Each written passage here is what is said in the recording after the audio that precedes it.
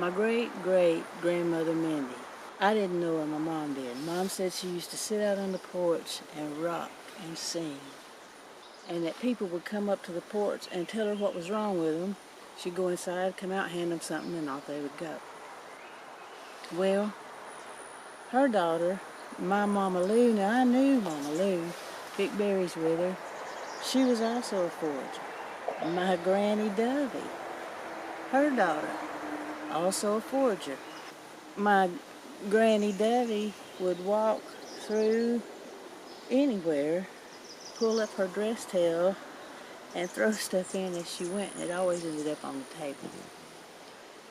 For whatever reason, and she'll admit this passed down completely skipped my mom. I can feel my grandmother's, but I don't have that knowledge.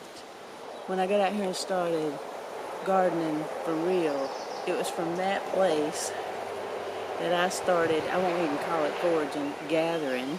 It's a really strong community here of people who share back and forth. So I went out and got a few things to try my hand at drying herbs, making tinctures. I didn't really have any big intention there.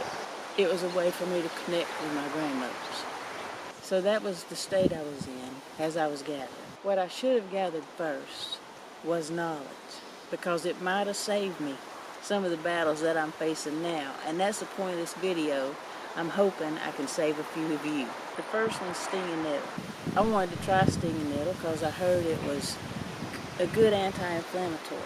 Fortunately, I followed through on this one early on because I grew it. I cut it while it was tender. I made soup. Now, I'm highly allergic to stinging nettle, but people say it doesn't matter. You cook it, the sting goes away. Well, hell, no it doesn't, and it lights you up from end to not end.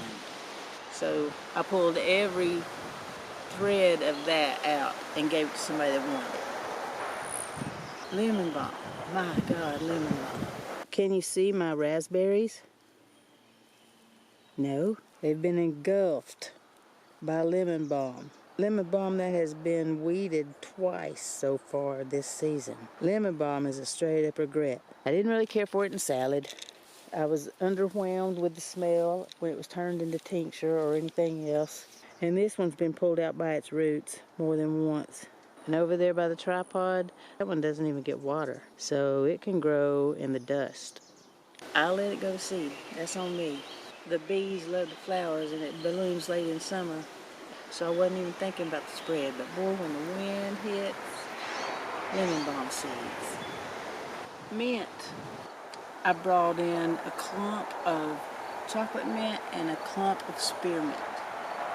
And I gotta say, it smells good when you walk on it, but I truly have a carpet. This mint carpet goes forever, and it's marching straight for the garden. The goats eat mint. Blackberries. There are two kinds. The one you want has 3 leaves. If it has 5 leaves, it's going to have massive, massive thorns, and the ones with 5 leaves are the ones that pop up in great big bramble clusters. All of this is blackberry. The fox mama loves it. She hides in there with her kits. If I hang out here long enough, we might get barked at. But this stuff is impenetrable. It would be a massive effort to get rid of it. I tried at first, and now it's kind of gotten away. These were native, and these came over, I believe, from Europe. They were desired because they had big berries. But these guys have berries too.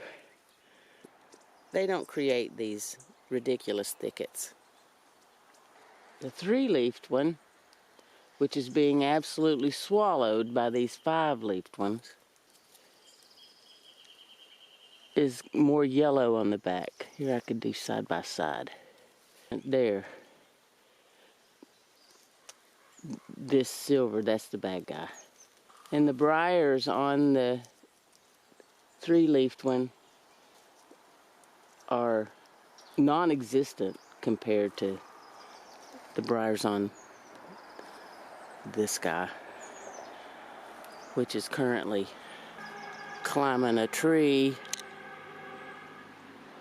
Look at the size of these thorns. The berries are good, but it's just not worth the blood. Mullein. You'll see, if you plant mullein once, you'll see it again. It's not quite as, it hasn't been, I haven't seen many. But what's surprising about mullein is how far it's traveled. Mullein that I intentionally planted, oh, it was 3 or 4 years ago at least. A while they were everywhere, and then I didn't see any. This pretty thing has popped up this year. I'm going to let it go. They're so soft. Mullein is an expectorant. If you need to hack out some crap from a cold, you can have some mullein, smoke a little of it, believe it or not, and it'll cough that stuff out of your lungs. I guess I'll plant mullein again, but I never really used it. But dried a little mullein and puffed on it a little to see what it tasted like. It's supposed to be good for your lungs. I haven't grown it. Yep, there's the neighbors. Jumbo's win-win. Comfrey's been great, actually. It hasn't really spread. I'll never regret Comfrey. The thing to know about Comfrey is the roots go really deep. I moved this one way back when because I wanted to put the worm box there. That it's not as huge as it once was, but it's back. I didn't plant these daisies. I live in an orchard, and way up there, way past these trees, past that oak tree, way back there, there's a Douglas fir.